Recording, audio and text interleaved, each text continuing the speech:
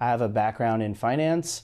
I have a background as a musician, a music teacher, and I just feel like my background has the 6 dimensions of wellness that we talk about. Is my life I've had experience in all of them in different ways, helping out at my church, being an athlete, all these different things. And I was always intrigued by the whole human experience. And once I heard the term wellness and what it meant, I was like, I really like that. I'm gonna go towards that.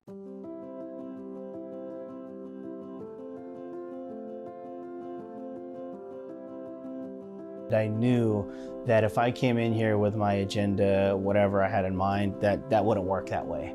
So what I did and what I've been doing and what I continue to plan on doing is listening to the residents. So we have our actually monthly meetings with them, and I use those calendar activity planning meetings, and I use those as opportunities to see what they're looking at for the next month, for the next quarter. You're talking about in our resident association meetings, in our CMT and chat, where we allow them to talk to the management group really face to face and share what's on their mind, any questions they may have, some concerns that they may have. I feel like that gives them a sense of purpose and feeling like they have a say in the place that they live and the community that they live in. Social interaction plays a huge role in our mental health and well-being.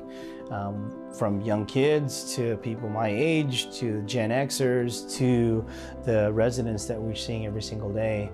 And without that, you could just see how if you're not stimulated or engaged socially, that can really start wearing on you.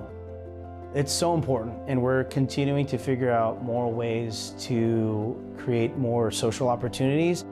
We're setting up these opportunities where people could just be together and connect with one another, and with no program, just to have a good time.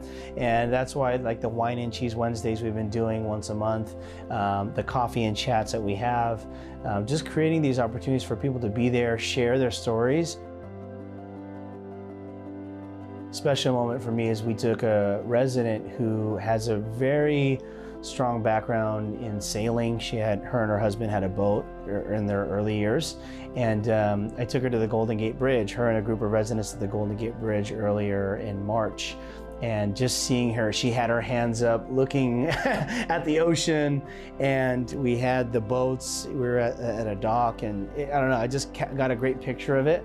And for me, it was just one of those emotional things. And for me, I was touched by it. I can't imagine how she felt, kind of just being back out and soaking in the sun again, and just being in that kind of environment.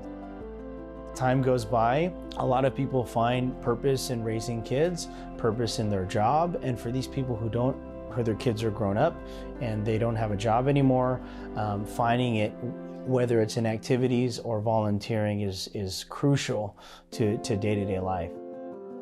I believe that when it comes to Kisco, they've identified that well-being and holistic wellness is important.